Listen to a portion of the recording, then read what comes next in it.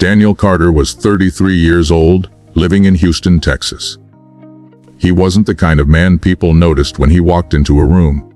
He was a little overweight. His face carried the puffiness of too many late-night snacks, and his short black beard never looked sharp enough to pass for stylish. He wasn't ugly, but no one called him handsome either. His presence was plain, almost invisible, and that invisibility had become a reflection of how he lived his life. Daniel worked at a small electronics repair shop. His days blurred together fixing cracked phone screens, replacing laptop batteries, handling impatient customers who barely looked him in the eye. Every night, he went home to his small one-bedroom apartment where the walls were beige, and the silence pressed against him like heavy air. He'd open his laptop, not to work on anything important, but to scroll endlessly through social media. Hours disappeared into TikTok reels, YouTube videos, and arguments on Reddit that didn't matter. He had dreams once. As a kid, he had wanted to build something of his own, a company, a name, a life worth remembering. But somewhere between high school disappointments, failed college semesters, and low-paying jobs, his fire had turned to ashes. He told himself he was unlucky. He told himself society was unfair. Mostly, he told himself there was no point trying anymore, and so he wasted time. Nights stretched into mornings. He'd sit slouched in front of the screen, half-eaten chips beside him, convincing himself he'd start tomorrow. But tomorrow never came. One Friday evening, Daniel came home after another dull day at the repair shop. He had just been scolded by his boss for being late again. His rent was due next week, and his bank account showed only $237. He opened the fridge, 2 cans of soda, some leftover pizza, nothing else. He sat at the small wooden table in his kitchen, put his head in his hands, and whispered, "I'm tired." Not tired in the sense of sleep. Tired of himself. Tired of excuses. Tired of living like a ghost in his own life. He thought about the years he had wasted, the nights he could have learned something useful, the weekends lost in bars. The relationships broken because he was too insecure and distracted to care. That night, the silence of his apartment wasn't just silence. It was judgment. He stared at the cracked ceiling and asked himself, "Is this it? Is this all my life will ever be?" For the first time in years, the question burned inside him instead of fading away. Daniel didn't sleep that night. Instead, he opened his laptop and typed into Google, "How to start a business with no money." Page after page appeared. Dropshipping, freelancing, social media marketing. Then one phrase caught his eye: digital marketing agency. He read stories of people who had started with almost nothing, just a laptop and determination, and turned their lives around. Some had built companies worth millions. He read blog posts, watched YouTube videos, and scrolled through endless testimonials. At first, the cynical part of his brain laughed. This is just another scam. It's not real. But then another voice inside him whispered, what if it is real? What if this is my way out? By sunrise, Daniel's table was covered in scribbled notes. Business ideas, service lists, names of potential clients, steps to learn the skills, all laid out in messy handwriting. His eyes were bloodshot, but for the first time in years, they carried a spark. The next week, Daniel started small. Every evening after work, instead of wasting hours scrolling, he forced himself to watch free courses on digital marketing. He learned about running ads, managing social media accounts, building websites, and creating online campaigns. At first, it was overwhelming. There were too many terms: SEO, PPC, funnels, algorithms. He thought about giving up 100 times. But each time doubt screamed at him, he reminded himself of that night at the table, when he felt the weight of wasted years crushing his chest. Never again, he whispered to himself. Money was the next problem. He couldn't invest in courses or tools with his tiny paycheck. After 2 weeks of hesitation, Daniel swallowed his pride and visited his uncle, a retired mechanic who lived on the outskirts of Houston. Sitting in his uncle's living room, Daniel explained everything. He admitted his failures, his wasted years, his plan to change, and his dream of building a digital marketing business. His voice shook, not from fear of the idea, but from fear of being laughed at. To his surprise, his uncle didn't laugh. The old man leaned back, looked at him for a long moment, and said, "Daniel, I've watched you drift for years. "If you're finally ready to fight, I'll help." His uncle gave him a small loan, just $2,000.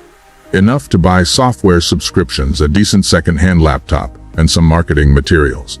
It wasn't much, but to Daniel, it felt like a lifeline. Starting was not easy. Daniel had to fight not just the competition, but himself.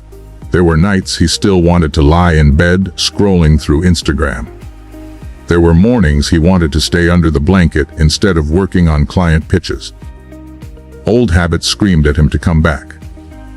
Overthinking whispered that he wasn't smart enough, that he'd fail like before. But each time, he reminded himself, "I'm done being a sleeper." He set strict rules. 1 hour of exercise every morning, even if it was just walking. No junk food in the house. No social media before 8 p.m. every evening. 3 hours dedicated to learning and building. Slowly, the fog in his mind began to clear. 3 months later, Daniel landed his first client, a small, local gym struggling to get members after the pandemic. He charged only $300 for a month of social media ads. It wasn't much, but when the gym saw new faces coming in, they were thrilled. "Kid, you actually know what you're doing," the gym owner told him with a grin. For Daniel, that moment was worth more than the money. It was proof that he wasn't a failure. Proof that his late-night plan could work. Word spread slowly. The gym referred him to a local nutritionist. The nutritionist referred him to a dentist. Within 6 months, Daniel was managing 4 small businesses, juggling late nights, and learning as he went. The money was still tight, but it was consistent. More importantly, respect started to return, not from others yet, but from himself. One evening, as Daniel closed his laptop after finishing another campaign, he caught his reflection in the screen. His beard was trimmed neatly now. He had lost some weight. His eyes didn't look tired anymore, they looked alive.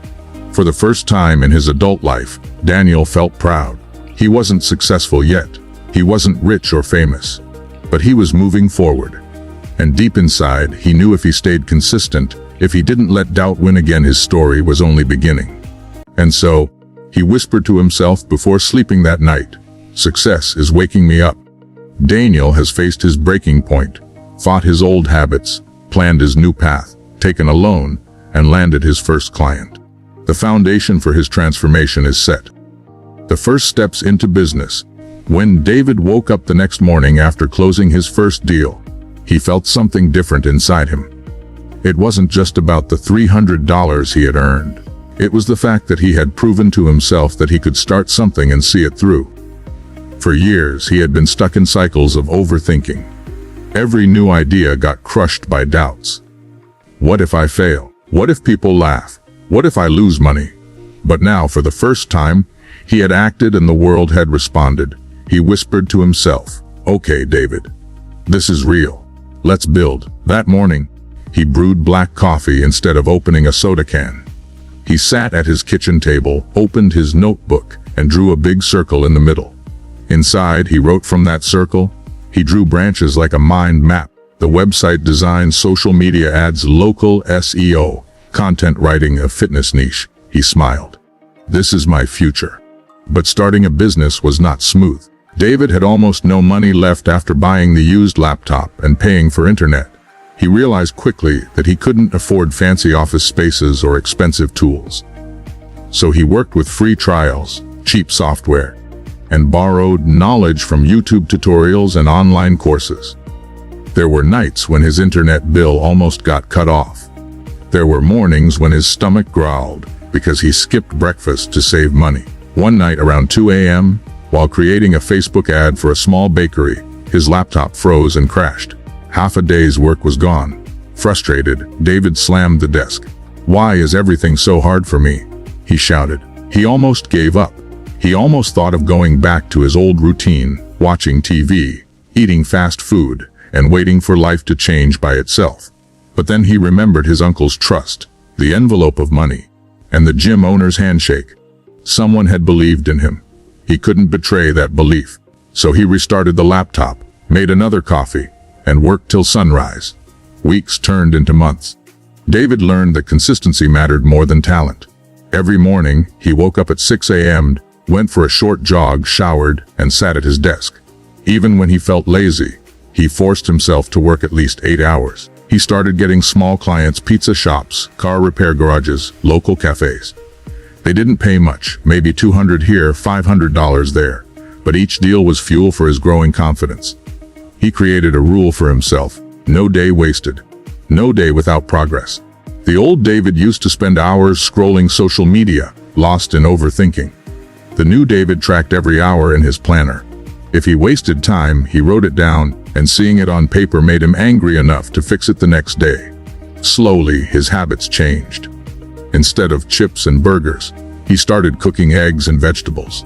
Instead of playing games late at night, he read business books. Instead of fearing rejection, he looked forward to new opportunities. And then came the first turning point. A small gym owner who liked his work recommended him to a chain of gyms in Dallas. They needed someone to run their social media ads for all 5 branches. The deal was worth $500 a month. When David heard the number, he froze. It was more than he had ever made in a whole month of his old life. He practiced his pitch for days, rehearsing in front of the mirror, wearing his only formal shirt. On the day of the meeting, he was nervous, sweating, but he kept his voice steady as he explained how he could increase their memberships.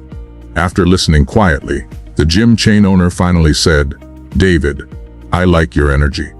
Let's try this for 3 months." David almost cried right there in the office. That night, he went home and didn't celebrate with junk food or games. Instead, he wrote in his notebook, "This is the moment my life changes." Transformation. As his income grew, so did his lifestyle, but not in a careless way. David didn't buy fancy cars or designer clothes. He invested in better tools, a faster laptop, and online courses to sharpen his skills. He lost weight slowly but surely, jogging every morning and eating clean meals. His belly wasn't gone, but he looked healthier, sharper, more alive. People around him started noticing. His neighbors, who once saw him as the lazy guy with junk food bags, now nodded with respect. Family gatherings felt different too. Relatives who used to give him pitying looks now asked for advice about starting their own side hustles. Even his uncle, the one who gave him the first loan, said proudly, "David, I always knew you had it in you." But success brought new temptations. Suddenly, people who had ignored him in the past wanted to be close. Old classmates added him on social media, curious about his lifestyle. Some girls messaged him, complimenting his hard work and suggesting coffee meetups. For a man who once felt invisible, this attention was addictive. At first, he enjoyed it. He replied, he smiled, he even went on a few casual dates. But soon, he realized that distractions were pulling him away from his focus. Late night texting meant he woke up late and missed his routine. Meetings without purpose wasted his energy. One evening, he looked at his planner and saw too many blank spaces. No progress written down for days. He shut his phone, deleted unnecessary contacts, and told himself, respect isn't just about success, it's about discipline. The year 1 turned into year 2. By now, David had 10 clients paying him consistently. His income had grown from a few $100s to nearly $10,000 a month. He hired his first assistant, a young college graduate who helped with designing posts. Then he brought in a freelance writer to handle content. Slowly, what started in his kitchen grew into a small agency. They worked from a rented co-working space in Dallas. It wasn't fancy, but it felt like home. Posters of motivation lined the walls. A discipline beats talent. A fail fast, learn faster. A respect yourself, and the world will follow. David wasn't just running ads anymore. He was leading a team, inspiring others. By the end of the 3rd year, David had become one of the most respected digital marketing consultants in the region. Local newspapers wrote about his journey from a struggling man in a tiny apartment to a successful entrepreneur. He was invited to speak at community colleges, sharing his story with students. Whenever he walked down the street, people recognized him. Some shook his hand, some asked for selfies, some just whispered his name. The same society that once ignored him now respected him deeply. One evening, sitting in his office overlooking the Dallas skyline, David leaned back in his chair. His assistant had just reminded him of 3 back-to-back meetings the next day. His phone buzzed with messages, including invitations from women who once wouldn't even look at him. But none of that mattered as much as the quiet truth he had discovered: success was never impossible. It had always been waiting for him, waiting for the moment he stopped overthinking, stopped wasting time, and took action. He whispered to himself, "Success doesn't wake the world. It wakes the sleeper." And I was that sleeper.